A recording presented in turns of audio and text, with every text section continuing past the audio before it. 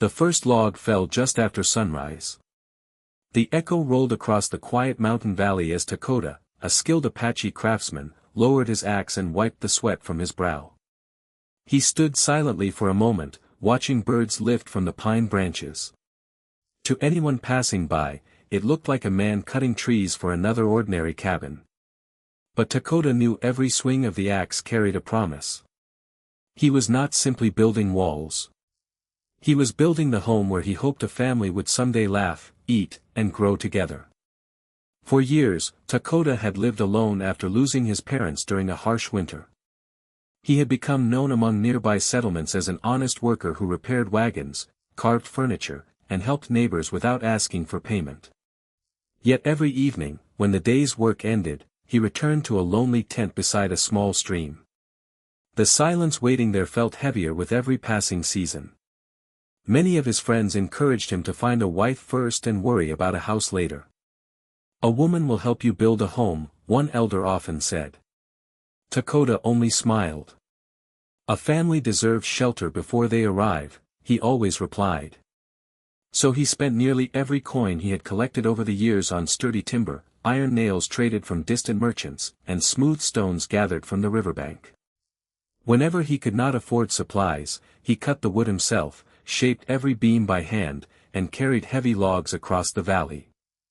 The work was slow, exhausting, and lonely, but he never complained. As spring turned into summer, the cabin slowly took shape. Strong pine logs formed thick walls. Wide windows faced the eastern hills so the morning sun would warm the rooms. A stone fireplace stood in the center, built carefully enough to survive countless winters. Dakota even carved simple flowers along the wooden doorway, believing beauty belonged in ordinary life just as much as strength. The final touch was a small bedroom with a handmade rocking chair placed beside the window. One visitor laughed when he noticed it. "You do not even have a wife," the traveler joked. "Why build a chair no one uses?" Dakota smiled as he sanded the armrest smooth. "Because someday someone will." By the end of autumn, the cabin stood proudly against the mountains. Though modest, it was warm, sturdy, and welcoming. A vegetable garden rested beside the porch, while a small stable waited for future horses. Dakota looked at the finished home with quiet satisfaction, yet one thing was still missing. Someone to share it with. Far beyond the mountains, in a peaceful orc village surrounded by green hills, lived a young woman named Grisha. Unlike the fierce warriors outsiders imagined, Grisha possessed a gentle heart. She enjoyed tending gardens, baking fresh bread, and caring for elderly neighbors. However, because she was taller and stronger than most women, many believed she frightened potential husbands away. Years passed without a single serious proposal.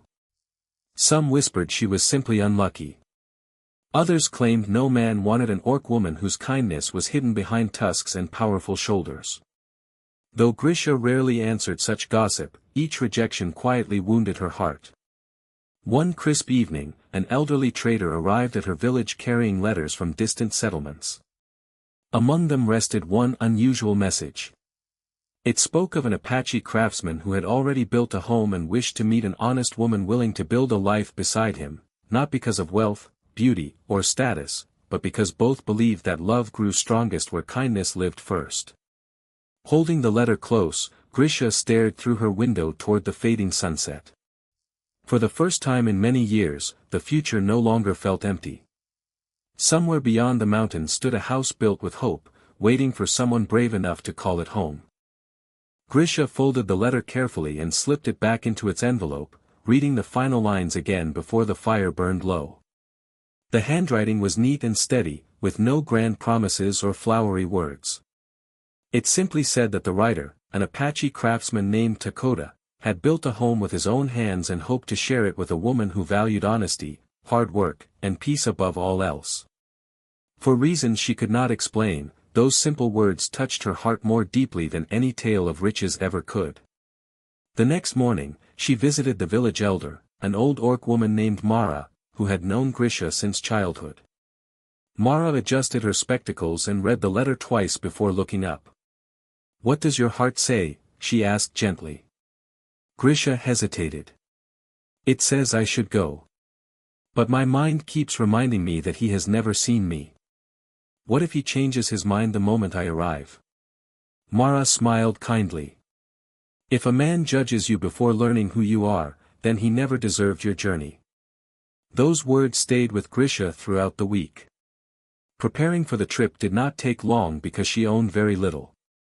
She packed 2 dresses, a warm wool blanket, a small cooking pot, and a carved wooden necklace that had belonged to her late mother.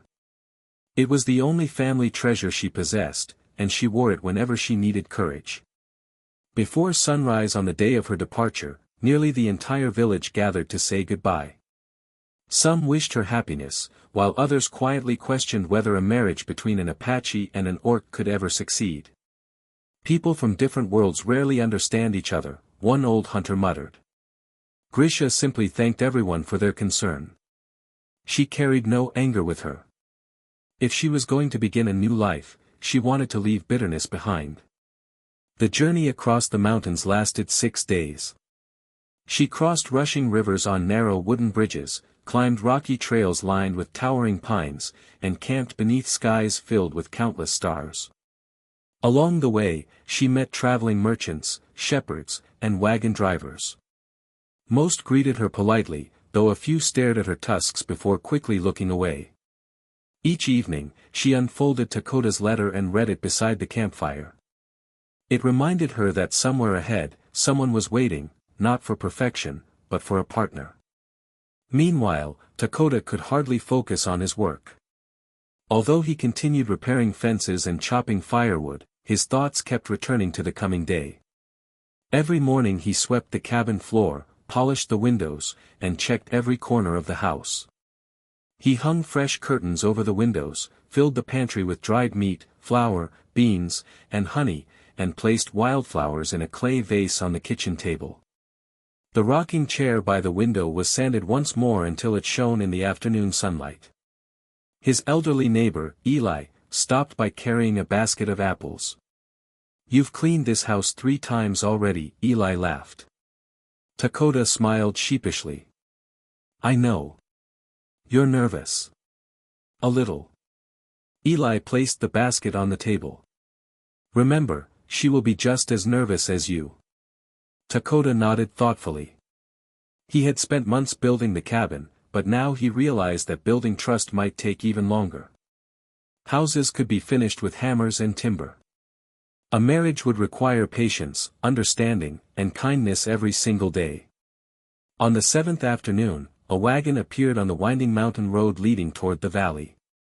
Takota stepped onto the porch as the horses slowed to a stop. His heart pounded louder than the wagon wheels. The driver climbed down first, then reached back to help his passenger. Grisha took a slow breath, adjusted the necklace around her neck, and stepped onto the dusty road. For a brief moment, neither of them spoke. Takota saw not an orc, but a weary traveler with kind eyes. Grisha saw not a stranger, but a man standing proudly beside a home he had built with his own hands. She looked at the cabin, then back at Takota. A gentle smile appeared on her face as she climbed the porch steps. Without hesitation, she softly whispered, "It's even warmer than I imagined." And before Takota could think of the perfect greeting, she rested one hand on the wooden door and quietly said, "May I come home?" Takota opened the cabin door without a moment's hesitation. "You never have to ask," he said with a warm smile. "If you wish to stay, this is your home too." Grisha stepped inside slowly, almost afraid the moment might disappear like a dream. The scent of fresh pine filled the air, mixed with the comforting smell of bread baking in the stone oven. Sunlight streamed through the wide windows, warming the smooth wooden floor. Every beam, every chair, and every shelf had been carefully shaped by hand. She ran her fingers across the carved flowers beside the doorway. "You made these?" she asked. Takota nodded. "I thought a home should greet people with something beautiful." Grisha smiled. "Then it greeted me well." For the first time in many years, neither of them felt like strangers. Takota carried her small bundle into the bedroom. He noticed how little she owned and understood that she had left nearly everything behind to come here. There were no expensive trunks or fancy dresses, only a blanket, a cooking pot, and a wooden necklace she wore around her neck. "You traveled all this way with only these?" he asked gently. Grisha shrugged. "They're enough. Everything else can be earned." Dakota admired her quiet strength. He had spent months building the cabin with his hands, while she had crossed mountains with nothing but courage. That evening, they shared their first meal together.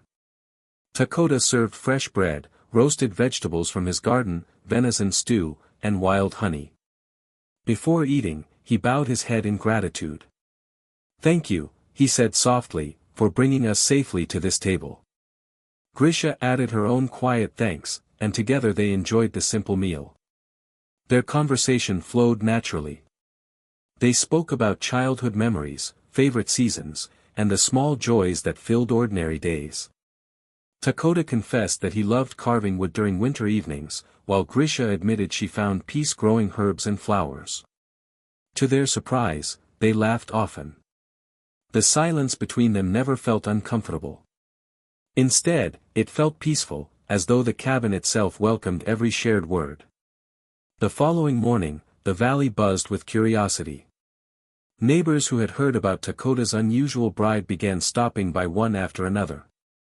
Some genuinely wished to welcome the couple, carrying baskets of fruit, jars of honey, and fresh milk. Old Eli was the first to arrive. "I see the house finally has 2 smiles instead of 1, he joked.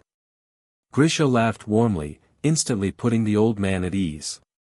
But not every visitor came with kindness. A few villagers lingered outside the fence, whispering among themselves. "She's an orc. Can someone like her really belong here? What if this marriage brings trouble?" Grisha heard every word through the open window. Though she kept smiling, each whisper reminded her of the doubts she had faced all her life. Dakota noticed the sadness in her eyes. Without saying a word, he walked outside and invited the whispering neighbors to join them for tea. Surprised, they reluctantly accepted. Instead of confronting them with anger, Dakota introduced Grisha with pride. "This is my wife," he said simply. "She crossed mountains to build a life here. I hope you'll judge her by her heart instead of her appearance." Grisha poured tea for each guest herself. She served warm bread and homemade berry jam, speaking politely to everyone. As the conversation continued, the visitors discovered she was thoughtful, funny, and eager to help others. One little girl, no older than 6, stared curiously at Grisha's small tusks. "Do they hurt?" she asked innocently. Grisha chuckled. "Only when I smile too much." The child burst into laughter, and soon the adults laughed with her. The tension melted away. Although not everyone was convinced, the first walls of prejudice had begun to crack. That evening, after the visitors left, Dakota and Grisha sat together on the front porch, watching the sunset paint the mountains gold. "We have a long road ahead," Grisha said quietly. Dakota reached over and gently took her hand. "So did you when you came here." She looked at the cabin glowing warmly behind them. The house Dakota had built from timber was standing strong. Now, together, they would build something even stronger, a life founded on trust, patience, and kindness. Neither of them knew that greater challenges were already making their way toward the quiet valley, ready to test not the strength of their home, but the strength of their hearts. Autumn settled over the mountain valley with cool mornings and golden leaves drifting through the pines. Dakota and Grisha had now lived together for several months, and their cabin had become a place of warmth and laughter. Every sunrise began with shared chores. Dakota gathered firewood while Grisha tended the vegetable garden and baked fresh bread. In the evenings, they sat beside the fireplace, talking about their dreams while the flames danced across the stone walls. Although many neighbors had accepted them, not everyone believed the marriage would last. A few people still whispered that an Apache and an orc could never truly belong together. Grisha tried to ignore the comments, but sometimes they lingered in her thoughts. Dakota always reminded her that trust was earned through actions, not arguments. One chilly afternoon, dark clouds gathered over the mountains. Old Eli looked toward the sky and frowned. "That storm isn't ordinary," he warned. "The river will rise before morning." Dakota immediately understood the danger. The valley had experienced floods before, and several families lived close to the riverbanks. Without wasting time, he and Grisha began preparing. They filled barrels with clean water, stacked extra firewood beneath the porch, and baked as much bread as they could before the rain arrived. Blankets were folded neatly beside the fireplace, and every empty corner of the cabin was made ready for guests. By sunset, thunder echoed across the mountains. The first heavy drops struck the roof, quickly turning into sheets of rain. Wind howled through the trees, bending branches until they snapped. Lightning flashed across the dark sky, followed by deafening cracks of thunder. Then came the knock at the door. Dakota opened it to find a frightened family soaked from head to toe. Their small cabin had been damaged by falling trees. "Please," the father said, struggling to catch his breath. "Can we stay here until the storm passes?" "Of course," Dakota replied without hesitation. Grisha immediately welcomed them inside, wrapped dry blankets around the children, and placed warm bowls of stew into their trembling hands. Before they had finished eating, another knock came. Then another. Soon the cabin filled with neighbors seeking shelter. Some were friends, while others had once spoken harshly about Grisha. Yet neither she nor Dakota turned anyone away. "There is always room for one more," Grisha said as she spread blankets across the floor. The fireplace burned through the night as children slept safely inside while adults listened anxiously to the raging storm outside. Near midnight, a desperate shout rose above the wind. "Help! Someone help us!" Dakota grabbed his lantern and rushed outside despite the pouring rain. Grisha followed without a second thought. Across the flooded field, an elderly couple had become trapped beside their wagon. Water swirled around the wheels, growing deeper by the minute. "We have to reach them," Grisha shouted. Dakota tied a thick rope around his waist and handed the other end to several neighbors. "If I lose my footing, pull me back." Step by step, he fought against the rushing water until he reached the stranded couple. Grisha waded in from another direction, using her remarkable strength to steady the wagon while Dakota helped the elderly man and woman climb free. Together they guided everyone safely back to the cabin. When they finally reached the porch, the crowd erupted in relieved cheers. The very people who had once doubted Grisha now looked at her with admiration. They had witnessed her courage with their own eyes. As dawn approached, the storm slowly faded. The valley was scarred by fallen trees and damaged homes, but every life had been saved. Standing on the porch, Eli looked at Dakota and Grisha with tears in his eyes. "I thought this cabin was just another house," he said quietly. "Last night it became the heart of our valley." The neighbors nodded in agreement. In opening their doors to everyone, friends and critics alike, Dakota and Grisha had done more than provide shelter. They had shown that compassion is stronger than prejudice and that the truest home is the one where every person is welcomed without question. From that day forward, few people spoke of them as an Apache and an orc. Instead, they simply called them good neighbors. Winter passed, and the mountain valley slowly awakened beneath the warmth of spring. Snow melted into sparkling streams, wildflowers covered the hillsides, and birds returned to the towering pines.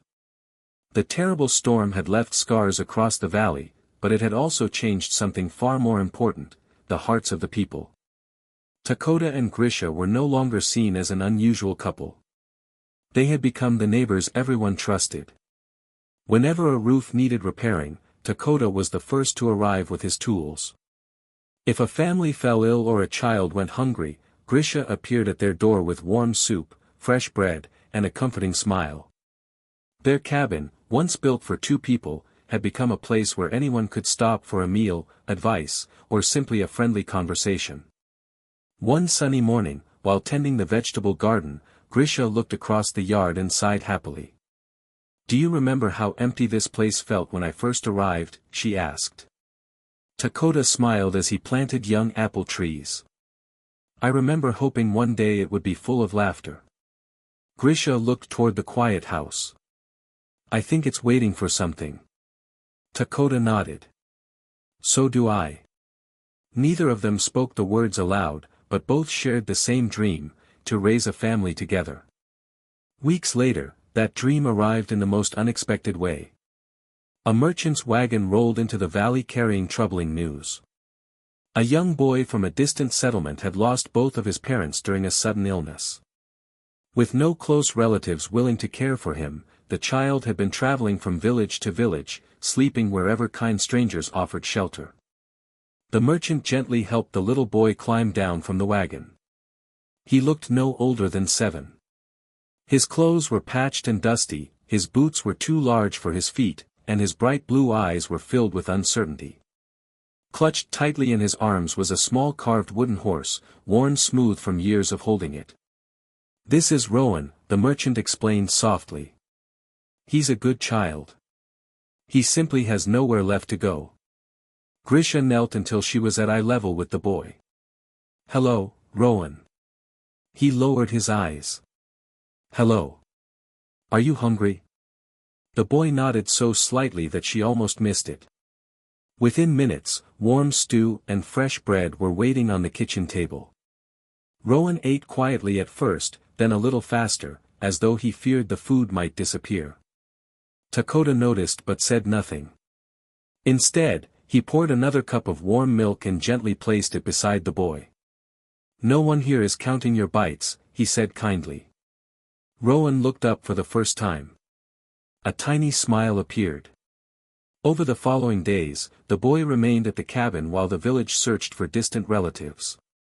None could be found.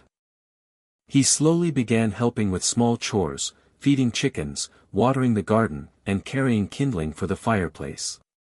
Every evening, Dakota taught him how to carve simple wooden animals, while Grisha patiently showed him how to knead bread and care for the growing herbs outside. The once silent cabin echoed with laughter. One afternoon, Rowan accidentally dropped a basket of fresh apples. They rolled across the yard in every direction. I'm sorry, he cried, expecting to be scolded. Instead, Dakota laughed. Apples are easier to gather than broken hearts. Grisha joined the laughter as all three chased the rolling fruit through the grass. For the first time since losing his parents, Rowan laughed without fear. Months passed. The village council finally gathered to decide the boy's future. After hearing that no relatives had come forward, the elder looked at Rowan. Is there anywhere you wish to live? He asked. The boy didn't answer immediately.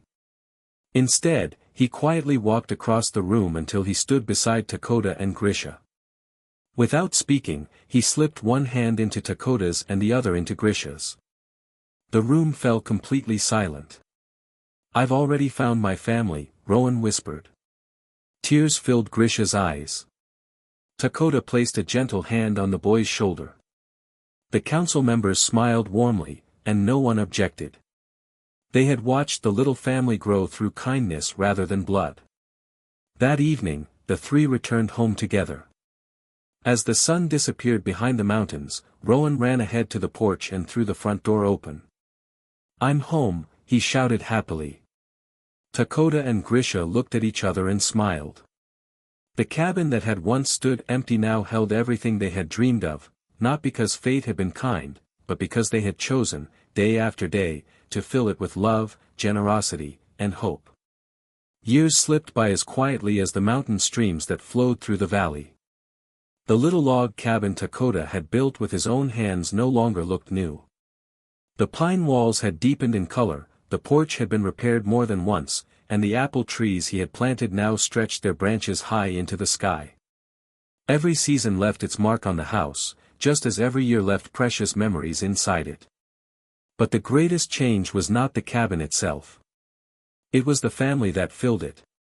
Rowan had grown into a strong and thoughtful young man. Under Dakota's patient guidance, he became an excellent carpenter, able to shape wood with remarkable skill. From Grisha, he learned compassion, generosity, and the importance of helping those who could never repay kindness. Whenever travelers passed through the valley, they often stopped at the cabin for water or a warm meal. No one was ever turned away. One autumn afternoon, a wagon carrying a young family broke an axle near the valley. Takoda and Rowan hurried to repair it while Grisha welcomed the weary travelers inside. As always, fresh bread, vegetable stew, and hot tea soon covered the table. While the adults talked, one curious little girl wandered around the cabin, studying the carved flowers beside the front door. "They're beautiful," she whispered. Grisha smiled. "My husband carved those before I ever arrived." The girl looked surprised. "Before he knew you?" "Yes." "Why?" Grisha gently rested her hand on the old wooden doorway. "Because he believed someone would one day need a place to call home." The child thought quietly for a moment before asking another question.